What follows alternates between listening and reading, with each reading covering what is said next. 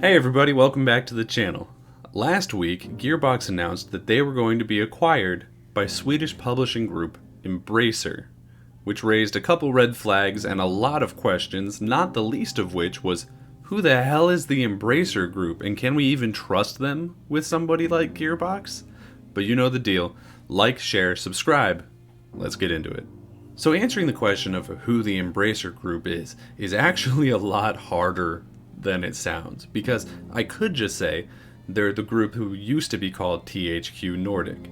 But then a lot of you are going to think, oh, I remember them from the 360 generation. They used to make games like Saints Row, Darksiders, and Red Faction. But that's not true. In fact, that's a completely different company. So to answer this question, I'm going to have to go back all the way to the beginning. The company that we now know as the Embracer Group, it's gone through a lot of names over the years, but is now the Embracer Group, was started by a 13-year-old Swedish boy named Lars Wingefors in his garage as a way to sell used comic books through the mail. And this company was so successful for this 13-year-old boy that by the age of 16, he was able to start up a second company to do very much the same thing, but for video games. He was actually even able to open up a number of brick and mortar stores that he called Nordic Games. In fact, by the time he was 20, he was buying out some of his competitors. But he then, in the year 2000, sold this company off to a group of people who ended up driving it completely into the dirt, selling it back to him for 10 cents. But at that point, there was nothing that he could do to save it, so it just went out of business. But he made a cool 14 million in today's money off of the sale of these. It was only like 7 brick and mortar stores, but still over the sale of these stores. And he reinvested this money to buy the unsold stock of video games from bigger companies like EA or Ubisoft, and he would get them for about a penny a piece. He then took that overstock and sold it for $1 a piece in those bargain bins that you see at like a Walmart or a grocery store. So he was making an insane amount of profit off of this, and he started getting into game development. Now, a lot of this at first was him seeing something that was really popular on one platform but didn't exist on other ones and making a cheap ripoff for a different platform. For example, he looked at SingStar over on PlayStation, saw how successful that was, and he went over to Nintendo and created We Sing, which is legally distinct and a completely different thing, but definitely the same thing. In 2011, they made their first acquisition, acquiring Joe Wood and Dreamcatcher, 2 fairly small game companies that I had never heard of, and I doubt most people would have. But it sort of started him down a track of expansion. And then in 2013, when THQ, this time actually the one that we know from all the good games, started going out of business, they started selling off all their studios and IPs to whoever was around. They sold to Crytek, Sega, Take-Two, Ubisoft, Koch Media, and everything that was left, including the name, went to our boys, Lars. So he took that name and immediately rebranded Nordic Games to THQ Nordic as a way of taking advantage of the name recognition that THQ had after many, many years of making some legitimately really good games. And then they continued to expand after that.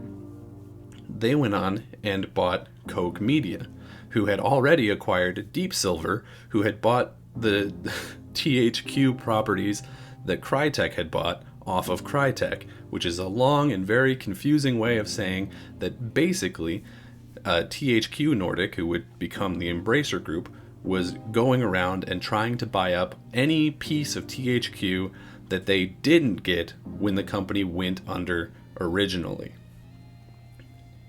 Which eventually would bring us, that was basically the trend for them until about 2018 when they started going absolutely hog wild with acquisitions.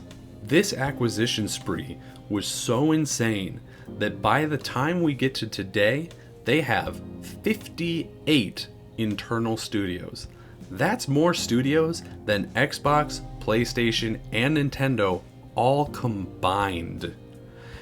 Last year, when they were about 20 studios less than they are now, it was estimated that they had as many as 118 games in active development. And hell, in November of last year alone, they acquired 11 new studios.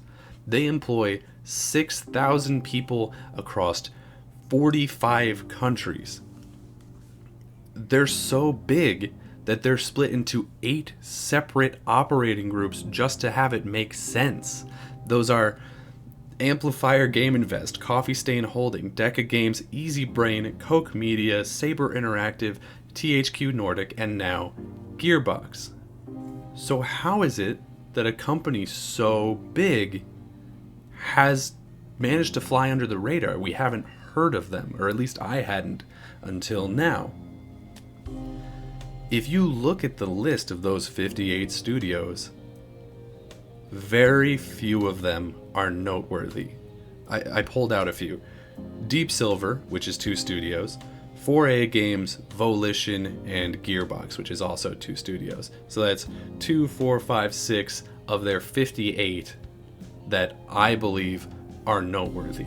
You could maybe add Coffee Stain because they made Goat Simulator, and I don't know if I would qualify that as noteworthy, but it's one of the only other games that any of their studios have made that I had heard of.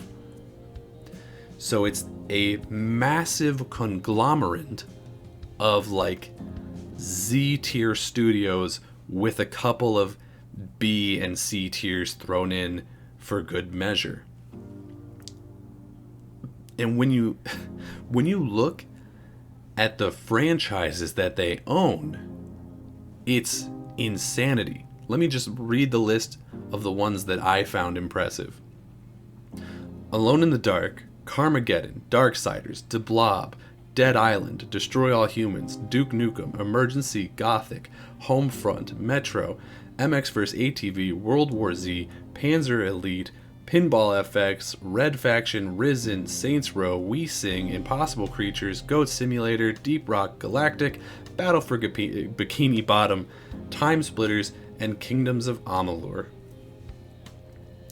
So, to answer the question of who the Embracer Group is, it's a very large group of nobody studios who own the entire catalog of AA games from the 360 generation.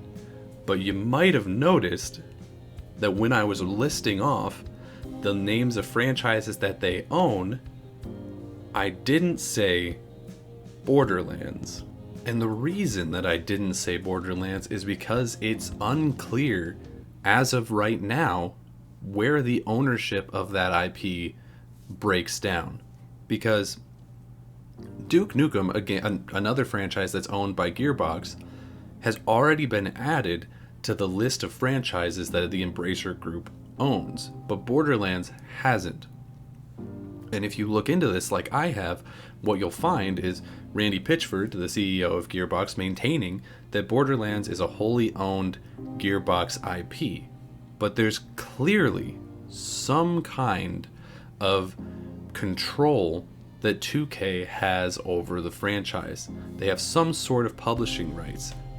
And what that means is that if Embracer Group going forward wants to be the whole owners of whatever Gearbox makes next, then they're going to have to either buy 2K out of whatever contract there is, or have Gearbox make something other than Borderlands, which would be shocking, to be honest, considering that Gearbox really is only known for the Borderlands series. at least in a positive light. If you want to look at negative things, you could also bring up Aliens Colonial Marines, but as far as games that have really taken off from Gearbox, it's kind of just Borderlands. And it makes me wonder, the Embracer Group, they put out a ton of games, but a lot of them are very small games that I had never heard of. And then on top of that, there's a couple remakes and remasters of more popular games of franchises that they bought, like Darksiders, Kingdoms of Amalur, Destroy All Humans, that sort of thing. And that shouldn't be surprising, right? Because this is a company that got its start by buying games that nobody wanted and selling them in a bargain bin. So it really makes you think, what is their plan with all of the IP that they've bought? Are they just wanting to own it so that they can collect the residual earnings off of these fairly big name IPs for the next 10 years and then, who knows, sell them to somebody else? Or are they gonna just continue putting out remakes and remasters every so often to spike those sales back up? These studios, most of them are so small and so unknown that I'm not sure if we would even necessarily want to see something like a Time Splitter sequel or a Red Faction sequel out of them, especially when you look at the two sequels I can think of that they have made, being Darksiders 3 and Agents of Mayhem, both of which were kind of trash fires. So do we even want them to make more games? You know what I mean? And it's really disheartening, because when you take this and you apply it to Gearbox specifically, we know that Gearbox has been looking for a buyer for a good while. And when you look at them talking about this acquisition, Randy Pitchford in particular, he's talking about it like it's a really great positive thing. But the fact of the matter is, we have no reason to have faith or to trust in the Embracer Group. They have not put out noteworthy or good games. They just keep growing and growing and growing. But they're growing at such a fast pace that we haven't even seen yet whether or not what they're doing is financially, if it's working, whether or not they're actually able to turn a profit doing these things. Because half of these acquisitions, more than half of these acquisitions, have happened over the last 3 years. Meaning that if they're not making money right now, if these games that they're putting out are so small that they're not able to hold up, keep the lights on in this massive corporation that they've built, we might see Embracer Group go out in very much the same way that THQ did. In the next couple years, if this doesn't start paying off for them, we might see them selling off all the things that they've spent the last couple years buying just to keep the lights on. And if that happens, then what happens to these IP, to these beloved IP and these handful of decent studios like Volition and Deep Silver? Where do they go? There's just so many questions left in the air, and all I can think of is that if this doesn't work, it's gonna result in 6,000 people being just scattered to the wind, possibly without a job. So I hope you found at least some of that interesting. I definitely learned a lot about this just doing research for the video, and I would love to hear what you guys think about a giant company like this basically just appearing overnight in the comments down below. And if you ended up liking this video, I would really appreciate it if you went down below, gave it a like, shared it with a friend, or better yet, subscribe to the channel. Your support really does mean a lot to me, especially in these early stages where every single subscriber makes a really big difference. But anyway, until next time, I'll see you around.